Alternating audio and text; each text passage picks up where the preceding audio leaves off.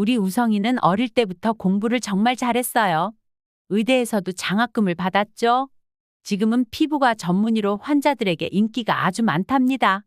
네, 우리 채린이도 훌륭한 재활 필라테스 전문가입니다. 운동을 가르치는 일도 보람차겠네요.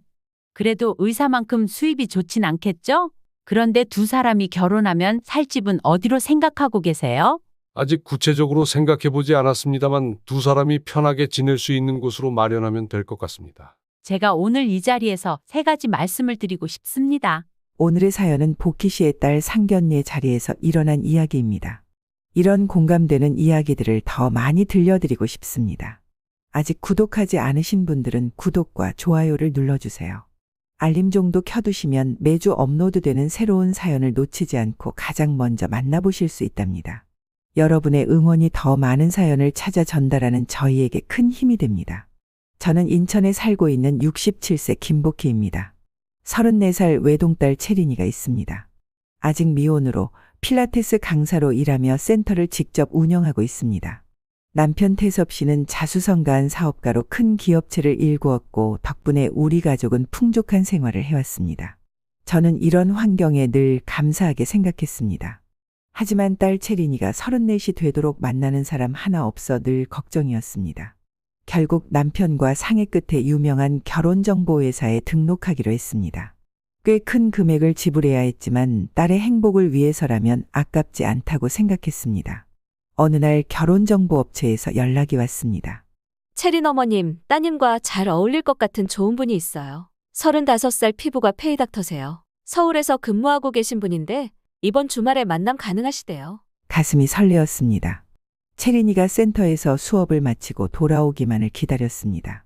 채린아, 엄마가 좋은 소식이 있어. 엄마, 또 맞선이에요? 저는 환하게 웃으며 말했습니다. 지금 피부가 페이닥터라고 하더라. 내 나이에 딱 좋은 사람이야. 결혼정보업체에 등록한 것은 한 달 전이었습니다. 제 딸의 혼기를 걱정하여 전문직 남성을 소개받고 싶다고 했었죠. 사실 남편 태섭 씨가 더 적극적이었습니다. 우리 예쁜 딸을 엄한 놈한테 시집을 보낼 순 없지. 라며 항상 말했었죠. 채린아, 너는 이제 34살이잖니? 좋은 사람 만나 가정 꾸리는 게 엄마 아빠 소원이야. 채린이는 한숨을 내쉬었습니다. 하지만 저는 알고 있었습니다. 딸도 결혼을 원한다는 것을. 가끔 친구들 결혼식에 다녀오면 항상 부러운 눈치였습니다. 알았어요, 엄마. 한번 만나볼게요. 그렇게 맞선 날이 다가왔습니다. 채린이가 카페에서 만난 후 돌아와 이야기해 주었습니다. 엄마, 김우성이라고 하는데 첫인상이 정말 좋았어요. 채린이의 표정에서 설렘이 느껴졌습니다. 말도 잘하고 유머 감각도 있었어요. 지금은 병원에서 일하고 있지만 곧 개인 클리닉을 열 계획이래요. 저도 모르게 미소가 지어졌습니다. 드디어 우리 딸이 좋은 사람을 만나 가정을 꾸릴 수 있겠구나 싶었습니다. 3개월이라는 시간 동안 두 사람은 서로를 알아갔고 결국 결혼을 결심하게 되었습니다. 아빠, 엄마, 저 우성 씨랑 결혼하고 싶어요. 남편과 저는 기뻐하며 상견례를 준비했습니다. 우리 딸 행복하게 해줄 사람이면 좋지. 하지만 그 사람이 정말 어떤 사람인지 잘 알아봐야 해. 남편은 말했습니다. 하지만 저는 그때까지만 해도 몰랐습니다. 딸의 행복만 바라보다가 놓친 것들이 있었습니다. 그리고 그 대가는 너무나 컸습니다. 드디어 상견례 날이 되었습니다. 남편 태섭 씨는 최고급 한식당을 예약해 두었습니다. 채린이와 저는 미용실에서 머리를 하고 새로 맞춘 옷을 입었습니다. 태섭 씨도 평소보다 더 깔끔하게 차려입었지만 그의 표정은 비장했습니다. 여보, 오늘만큼은 너무 까다롭게 굴지 말아요. 채린이 생각해서라도요. 태섭 씨는 잠시 저를 바라보더니 깊은 한숨을 내쉬었습니다. 알았어. 하지만 그놈이 우리 딸을 진심으로 생각하는지는 확인해야겠어. 예약 시간보다 10분 일찍 레스토랑에 도착했는데 우성 씨 가족은 아직 오지 않았습니다. 예약 시간이 되고 15분이 지나서야 우성 씨 가족이 도착했습니다. 우성 씨 어머니는 화려한 옷차림에 명품 가방과 보석으로 치장하고 있었고 아버지는 꽤 권위적인 인상이었습니다. 안녕하세요. 저는 채린이 엄마 김복희라고 합니다. 우성 씨 어머니는 제 옷차림을 한번 훑어보더니 미소를 지었습니다. 저는 우성이 엄마 정미화예요. 아이고, 그 옷 참 고급스러워 보이네요. 어디서 사셨어요? 겉으로는 칭찬 같았지만 어딘가 불편한 느낌이 드는 말투였습니다. 하지만 채린이를 위해 미소로 답했습니다. 감사합니다. 정장 전문점에서 마쳤어요. 처음 뵙겠습니다. 저는 채린이 아버지 진태섭이라고 합니다. 반갑습니다. 우성이 애비 김종철입니다. 안녕하세요. 김우성입니다. 처음 뵙겠습니다. 안녕하세요. 진채린입니다. 자리에 앉자 우성 씨 아버지가 메뉴판을 보더니 말했습니다. 음식이 꽤 괜찮아 보이네요. 처음에는 대화가 어색했지만 음식이 나오고 분위기가 조금씩 풀렸습니다. 우리 우성이는 어릴 때부터 공부를 정말 잘했어요. 의대에서도 장학금을 받았죠. 지금은 피부과 전문의로 환자들에게 인기가 아주 많답니다. 태섭 씨가 겨우 입을 열었습니다. 네, 우리 채린이도 훌륭한 재활 필라테스 전문가입니다. 운동을 가르치는 일도 보람차겠네요. 그래도 의사랑 비교할 순 없죠? 저는 그 말에 어이가 없었습니다. 메인 요리가 끝나갈 무렵 우성 씨 어머니가 갑자기 목소리를 높였습니다. 그런데 두 사람이 결혼하면 살 집은 어디로 생각하고 계세요?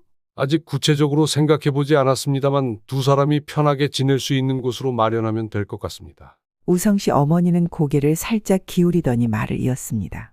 제가 오늘 이 자리에서 세 가지 말씀을 드리고 싶습니다.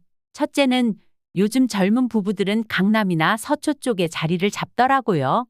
40평대 아파트 정도는 마련해 주시는 게 어떨까 싶습니다. 갑작스러운 이야기에 당황스러웠습니다. 그리고 둘째로는 우리 우성이는 개인 클리닉을 열어야 해요. 아시다시피 강남에서 피부가 개원하려면 비용이 만만치 않습니다. 인테리어, 장비, 초기 운영비까지 생각하면 테이블 주변의 공기가 점점 무거워졌습니다. 채린이는 고개를 숙인 채 불편한 표정을 짓고 있었고 태섭 씨의 얼굴은 점점 굳어가고 있었습니다. 마지막으로 의사 선생님 체면에 맞는 차량도 필요할 것 같아요. BMW나 벤츠 정도는 되어야. 이 세 가지만 준비해 주시면 우리 우성이가 채린이를 정말 행복하게 해줄 겁니다. 저기, 그건 너무 과한 요구 아닌가요? 제가 조심스럽게 말을 꺼냈습니다. 우성 씨 어머니는 놀란 듯한 표정을 지으며 고개를 살짝 기울였습니다. 과하다니요? 의사 사위를 맞이하는데 열쇠 3개는 당연한 거 아닌가요? 요즘 시대의 전문직 자녀들 결혼시킬 때는 이런 게 기본이에요. 오히려 제가 겸손하게 말씀드린 거예요. 그녀는 태섭 씨를 바라보며 미소를 지었습니다. 순간 저는 말문이 막혔습니다. 아파트 키, 병원 키, 그리고 차 키. 그것은 결국 3개의 열쇠를 달라는 말이었던 겁니다. 회사가 꽤 크다고 들었는데 그 정도 능력이면 딸 결혼에 이 정도 투자는 어렵지 않으실 것 같은데요. 좋은 사위 얻으시는 거니까요. 우성 씨 아버지도 말을 보탰습니다. 우리는 아들을 의사로 키워내느라 많은 투자를 했어요. 이제 그 보답을 받을 때가 됐다고 생각합니다. 남편의 손이 테이블 아래에서 떨리고 있었습니다. 제가 그의 손을 잡았지만 그의 분노는 이미 임계점에 도달한 것 같았습니다. 우리 아들은 잠재력이 높으니 이런 정도는 기본이죠. 그 말에 태섭 씨가 천천히 자리에서 일어났습니다. 그건 혼사가 아니라 거래입니다. 우성 씨 어머니의 표정이 굳었습니다. 거래라니요? 그게 무슨 말씀이세요? 지금 당신들이 원하는 것은 결혼이 아니라 투자자를 찾는 것 같군요. 우성 씨 어머니가 당황한 듯 말했습니다. 아니, 오해하지 마세요. 우리는 그저 두 사람의 행복한 미래를 위해 필요한 것들을 말한 것뿐이에요. 우성 씨 아버지도 나섰습니다. 너무 민감하게 반응하시는 것 같은데요. 요즘은 다들 이렇게 상견례에서 솔직하게 이야기하는 겁니다. 태섭 씨는 고개를 저었습니다. 그렇다면 당신들도 똑같이 부담하실 준비가 되어 있으신가요? 아파트 절반, 개원자금 절반, 차값 절반? 우성 씨 부모님은 말문이 막혔습니다. 더 이상의 대화는 필요 없을 것 같네요. 혼사는 없던 걸로 합시다. 태섭 씨는 자리에서 일어나 채린이의 손을 잡았습니다. 저도 황급히 일어났습니다. 아빠, 왜 그러세요? 우성 씨는 그런 사람이 아니에요. 그냥 신혼 준비에 대해 얘기한 것뿐이잖아요. 태섭 씨는 딸을 바라보며 슬픈 표정을 지었습니다. 채린아, 내가 아직 세상을 모르는구나. 진짜 사랑은 이런 게 아니야. 레스토랑을 나오는 내내 채린이는 울었습니다. 저는 딸의 어깨를 감싸 안으며 그녀를 위로했지만 마음속으로는 남편의 말이 옳다고 느꼈습니다. 그래도 딸의 아픈 마음을 생각하니 무어라 말할 수가 없었습니다. 돌아오는 차 안은 침묵으로 가득 찼습니다. 집에 도착하자마자 채린이가 울음을 터뜨렸습니다. 태섭 씨는 거실에 앉아 깊은 한숨을 내쉬었습니다. 저는 부엌에서 차를 끓이며 두 사람을 지켜보았습니다. 아빠 왜 그랬어요? 우성 씨는 정말 착한 사람이에요. 체리나, 그 사람이 진심으로 널 생각한다면 어머니에게 그런 말을 하지 못하게 했어야 해. 그건 그냥 어른들 대화라고 생각했을 거예요. 우성 씨는 정말 저를 사랑해요. 태섭 씨의 눈에 슬픔이 깃들었습니다. 사랑이 무엇인지 내가 아직 모르는구나. 진짜 사랑은 물질적인 것을 바라지 않아. 채린이는 소파에서 벌떡 일어났습니다. 그녀의 눈에서는 분노와 실망의 눈물이 흘러내렸습니다. 왜요? 돈 없어서 못 해줘요. 다른 집 딸들은 다 해주잖아요. 태섭 씨는 순간 얼굴이 굳어졌습니다. 우리 부부는 채린이가 어릴 때부터 모든 것을 다 해주며 키웠습니다. 그녀가 원하는 것은 무엇이든 들어주었습니다. 하지만 이런 말은 처음이었습니다. 체리나, 그게 무슨 말이니? 저는 떨리는 손으로 차를 들고 나왔습니다. 체리나, 진정하자. 아빠가 그런 뜻으로 한 말이 아니야. 하지만 채린이는 더 격앙된 목소리로 외쳤습니다. 그럼 뭐예요? 우리 집에 돈이 없는 거예요? 수민이네도 아빠가 신혼집 사주고 결혼식까지 다 해줬다고요. 근데 왜 나는 안 해줘요? 태섭 씨는 천천히 일어나 창가로 걸어갔습니다. 그의 등이 처음으로 늙어 보였습니다. 딸의 말에 깊은 상처를 받은 것 같았습니다. 내가 그렇게 물질적인 것만 보는 아이로 자랐다니 내 탓이구나. 채린이는 울면서 소리쳤습니다. 물질적이라뇨? 이건 그냥 현실이에요. 요즘 세상이 어떤데요? 집 없이 어떻게 살아요? 우성 씨가 개원도 못하면 어떻게 살아가요? 저는 채린이의 손을 잡으려 했지만 그녀는 제 손을 뿌리쳤습니다. 엄마도 아빠 편이에요? 다른 엄마들은 다 딸 편인데. 제 가슴이 찢어지는 것 같았습니다. 태섭 씨에게 간청했습니다. 여보, 우리 한 번만 더 생각해 볼까요? 체린이가 정말 좋아하는 사람인데. 태섭 씨는 갑자기 돌아서서 제 눈을 똑바로 바라보았습니다. 그의 눈에는 단호함이 서려 있었습니다. 당신도 그들의 행동이 잘못됐다는 걸 알잖아. 사랑이 돈으로 시작되면 끝도 돈으로 끝나. 눈물이 제 뺨을 타고 흘러내렸습니다. 태섭 씨의 말이 맞다는 것을 알면서도 딸의 아픔을 보는 것은 참을 수 없었습니다. 그래도 체린이가. 태섭 씨는 고개를 저으며 단호하게 말했습니다. 이런 식의 결혼은 허락할 수 없어. 체리나, 내가 정말 그 사람을 사랑한다면 그 사람 계속 만나고 싶으면 아빠 도움 없이 살아봐. 방안이 얼어붙었습니다. 채린이는 믿을 수 없다는 듯 아버지를 바라보았습니다. 뭐라고요? 내가 버는 돈으로, 그 사람이 버는 돈으로 살아봐. 그래도 너희가 행복하다면 그때 와서 다시 이야기하자. 채린이의 얼굴이 창백해졌습니다. 그리고는 갑자기 방으로 뛰어들어가더니 짐을 싸기 시작했습니다. 저는 황급히 그녀의 뒤를 따라갔습니다. 체린아, 제발 진정해. 아빠가 너를 위해 하는 말이야. 아니에요. 아빠는 그냥 돈 아까워서 그러는 거예요. 나 이제 여기 안 살 거예요. 이제 독립할게요. 딸이 이렇게 변해버린 모습이 너무나 낯설었습니다. 채린이는 서둘러 가방을 싸고는 현관문으로 향했습니다. 태섭 씨는 그녀를 말리지 않았습니다. 오히려 냉정하게 말했습니다. 체린이 내가 스스로 깨달아야 할 시간이다. 저는 남편의 팔을 붙잡았습니다. 여보, 제발 말려요. 밤이 늦었어요. 하지만 태섭 씨는 고개를 저었습니다. 이게 체린이를 위한 거야. 지금 말려봤자 더 반발할 뿐이야. 채린이는 마지막으로 우리를 노려보더니 문을 세게 닫고 나갔습니다. 우리 가족의 행복이 무너진 것 같았습니다. 태섭 씨는 소파에 앉아 깊은 한숨을 내쉬었습니다. 그의 눈에도 눈물이 고여 있었습니다. 걱정하지 마. 체린이는 다시 돌아올 거야. 그때는 더 강해진 모습으로. 그날 밤 저는 잠을 이룰 수 없었습니다. 딸이 어디서 자고 있는지, 무엇을 먹고 있는지 걱정되었습니다. 하지만 더 걱정되는 것은 딸의 마음이었습니다.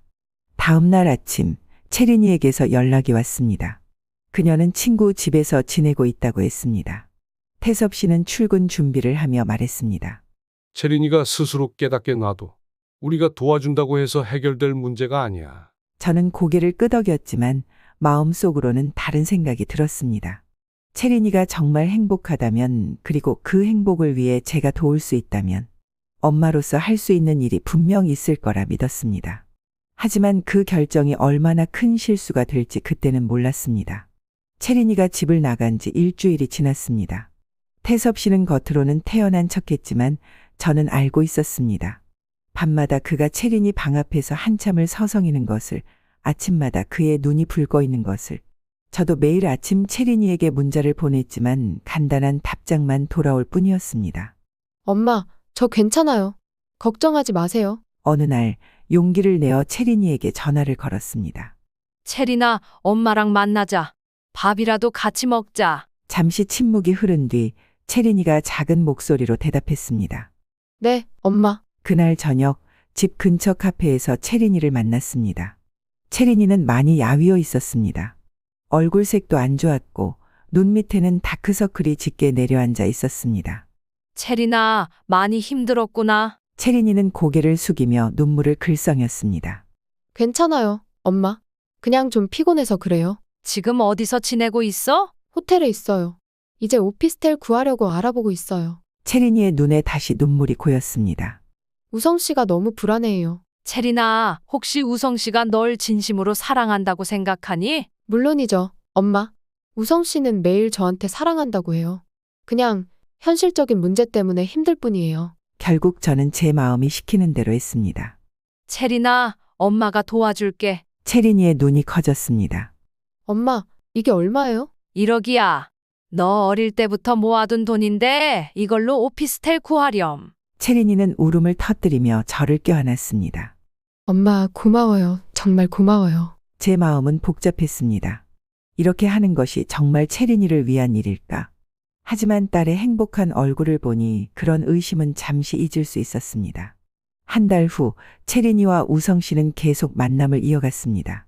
남편에게 거짓말을 하는 것이 점점 더 괴로워졌지만 이제 와서 모든 것을 고백할 수는 없었습니다. 그렇게 2달이 지났을 무렵 소식을 전해왔습니다.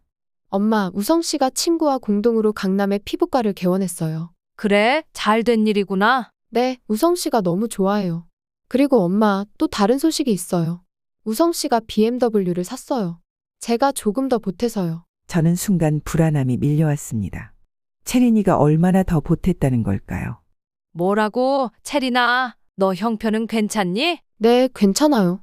필라테스 센터에서 번 돈이랑 제가 모아둔 적금이요. 그때 저는 채린이가 자신의 미래를 위해 모아둔 돈까지 우성 씨에게 쏟아붓고 있다는 사실을 알게 되었습니다.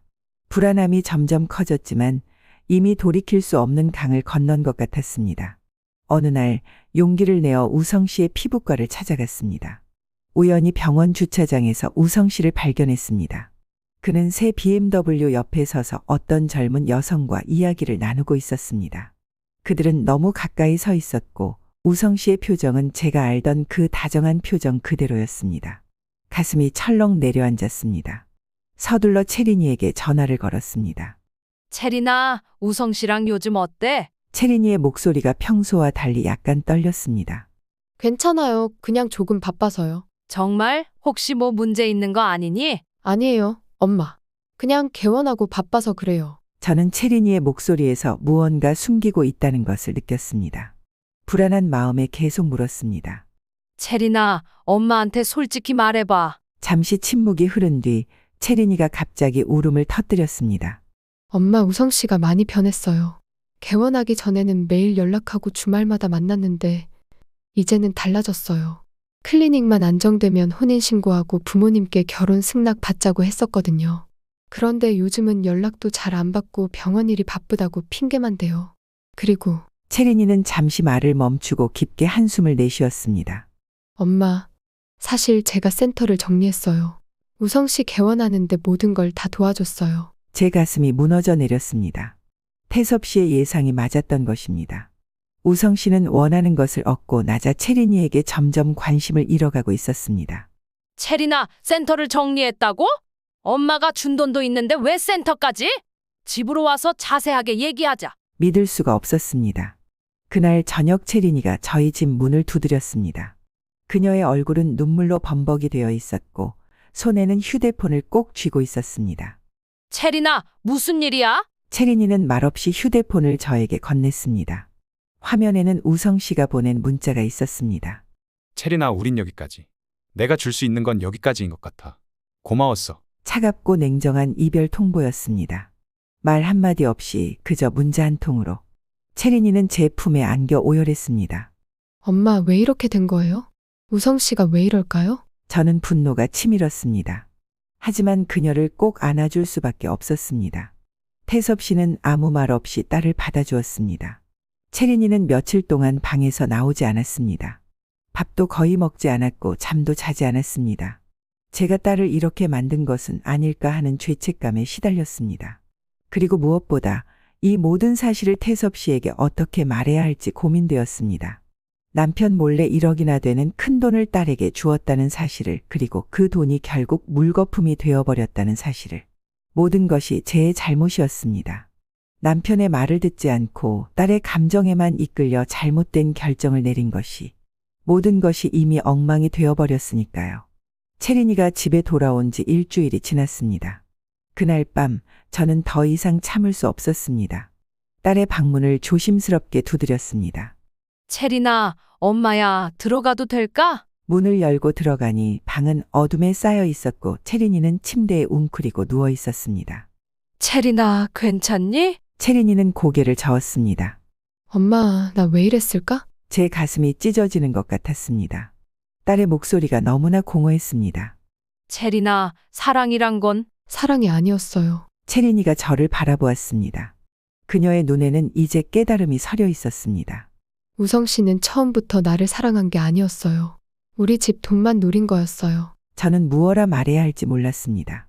부정하고 싶었지만 그것이 사실이었으니까요. 이제 와서 보니 모든 게 너무 분명해요. 처음부터 계획된 일이었어요.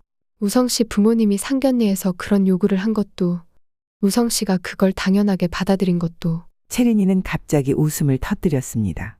그건 슬픔과 자조가 뒤섞인 웃음이었습니다. 그리고 난 바보처럼 다 넘어갔어요. 아빠 말씀이 맞았는데. 그 순간 채린이가 벌떡 일어나 저를 붙잡았습니다. 저는 딸을 꼭 안아주었습니다. 그녀의 몸이 떨리고 있었습니다. 체리나, 사랑은 때로 우리를 맹목적으로 만들기도 해. 내 잘못이 아니야. 아니에요, 엄마. 내 잘못이에요. 내가 너무 어리석었어요. 정말 중요한 건 보지 못했어요. 저는 딸의 등을 토닥이며 위로했습니다. 체리나, 이제 어떻게 할 거니? 채린이는 고개를 푹 숙였습니다. 모르겠어요. 돈도 다 날렸는데. 엄마가 준 돈도, 센터도. 제 심장이 멈춘 것 같았습니다. 정확히 얼마를 잃은 건지 물어보고 싶었지만 참았습니다. 그리고 엄마, 난 아빠 얼굴을 어떻게 봐요? 그렇게 심한 말을 했는데. 그녀의 목소리가 떨렸습니다. 채린이가 아빠에게 한 말들, 그리고 그 말들이 태섭 씨에게 얼마나 상처를 주었을지 생각하니 저도 괴로웠습니다. 아빠는 이해하실 거야. 아빠는 내가 생각하는 것보다 훨씬 더 너를 사랑하시니까. 정말요? 물론이지. 아빠는 매일 밤 내 방 앞에서 서성이셔. 들어가 볼까 말까 고민하시는 거야. 채린이의 눈에 다시 눈물이 고였습니다. 하지만 이번에는 조금 다른 눈물 같았습니다. 엄마, 내가 정말 잘못했어요. 그 순간 방문이 살짝 열렸습니다. 태섭 씨가 문간에 서 있었습니다. 그는 퇴근하고 돌아온 모양이었습니다. 채린이와 제 대화를 듣고 있었던 것 같았습니다. 아빠, 채린이의 목소리가 떨렸습니다. 태섭 씨는 천천히 방으로 들어왔습니다. 그의 눈에도 눈물이 고여 있었습니다. 괜찮아, 채린아. 아빠가 여기 있어. 태섭 씨는 딸에게 다가가 그녀를 품에 안았습니다. 채린이는 아버지의 품에서 오열했습니다. 아빠, 정말 미안해요. 아빠 말씀이 맞았어요. 제가 너무 어리석었어요. 태섭 씨는 조용히 딸의 등을 토닥였습니다. 괜찮아. 내가 배우는 과정이었을 뿐이야. 채린이는 계속해서 울었습니다. 아빠, 저한테 그런 말 해서 미안하다고 했잖아요. 근데 제가 아빠에게 얼마나 상처 주는 말을 했는지. 돈 없어서 못 해준다고. 태섭 씨는 고개를 저었습니다. 이제 그만 생각해. 그건 다 지나간 일이야. 하지만 아빠, 저 정말 잘못했어요. 아빠가 저를 버린 게 아니라 제가 스스로를 버린 거였어요. 태섭 씨의 눈에서도 눈물이 흘러내렸습니다. 저는 그 모습을 보며 가슴이 아팠습니다. 이 가족의 아픔을 어떻게 하면 치유할 수 있을까? 그리고 제가 숨기고 있는 비밀을 언제, 어떻게 말해야 할까? 채린이와 태섭 씨가 화해하는 모습을 보며 저는 용기를 내기로 했습니다. 더 이상 비밀을 간직할 수 없었습니다. 여보, 사실 말씀드릴 게 있어요. 저는 떨리는 목소리로 계속했습니다. 사실 내가 채린이에게 돈을 줬어요. 당신 몰래. 태섭 씨의 표정이 굳어졌습니다. 그의 눈에 실망감이 서렸습니다. 얼마나? 1억이요.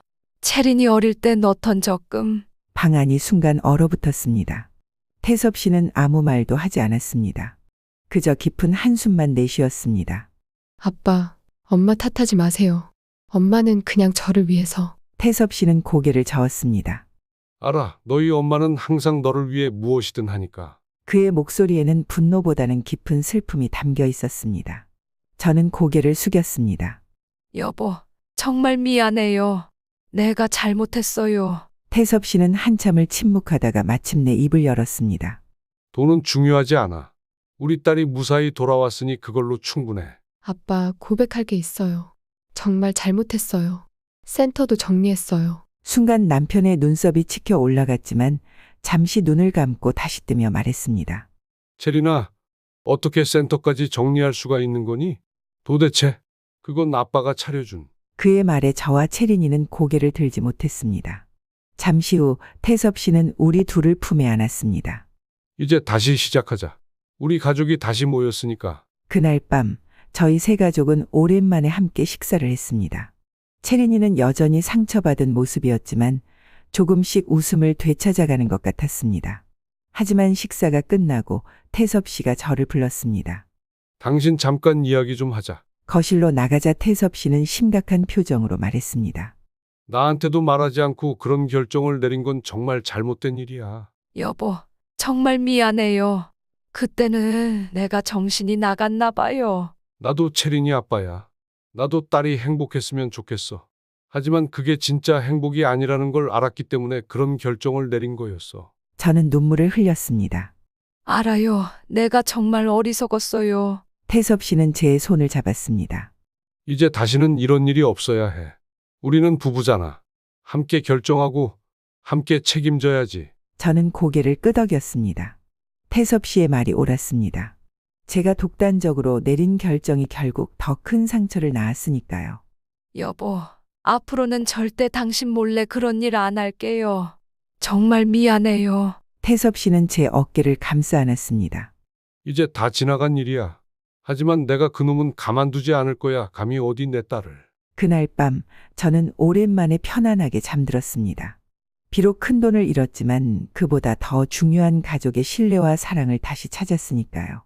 그리고 채린이도 비록 고통스러운 경험이었지만 이를 통해 진정한 사랑의 가치를 배우게 되었습니다.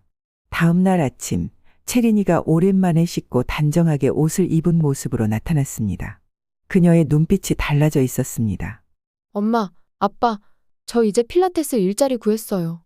이제 제 힘으로 살아볼게요. 태섭 씨는 미소를 지었습니다. 그래, 그게 좋겠구나. 그리고 우성 씨한테 돈 돌려받을 방법도 알아볼게요. 저는 놀랐습니다. 채린아, 그건 알아요. 엄마, 쉽지 않을 거예요. 하지만 시도는 해봐야죠. 그건 정당하게 돌려받아야 할 돈이니까요. 채린이의 눈에 결연한 의지가 보였습니다. 그녀는 이제 현실을 직시하고 있었습니다. 비록 어려운 일이겠지만 최소한 시도는 해보겠다는 그 마음가짐이 대견했습니다. 태섭 씨가 채린이의 어깨를 토닥였습니다. 채린아, 그 일은 아빠가 알아서 해결할게. 너는 신경 쓰지 마라. 채린이는 말했습니다.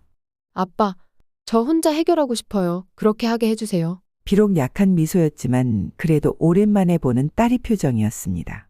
채린이가 다시 필라테스 센터로 출근한 지 한 달이 지났습니다. 처음에는 힘들어했지만 날이 갈수록 점점 활기를 되찾아가는 모습이었습니다.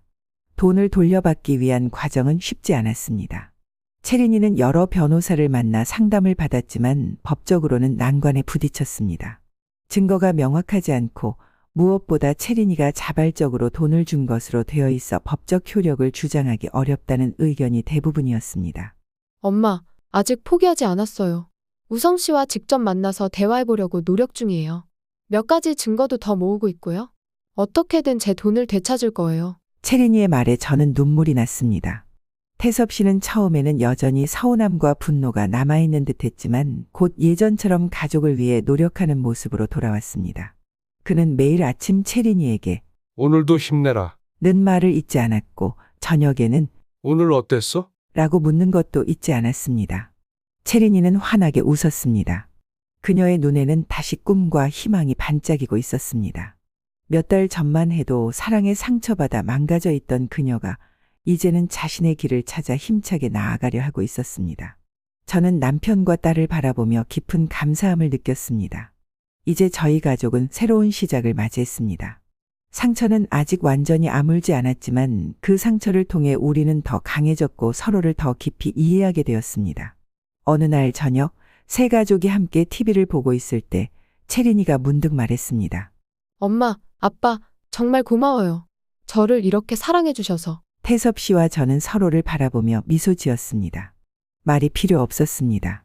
우리 가족의 사랑은 이제 더 이상 말로 표현할 필요가 없을 만큼 깊고 단단해졌으니까요.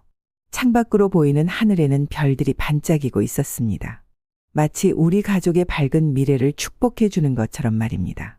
아직 구독하지 않으신 분들은 구독 버튼을, 오늘 사연이 마음에 드셨다면 좋아요 버튼을 눌러주세요. 여러분의 응원이 더 많은 사연을 찾아 전달하는 저희에게 큰 힘이 됩니다. 댓글로 여러분의 생각도 나눠주세요. 오늘도 시청해 주셔서 감사합니다.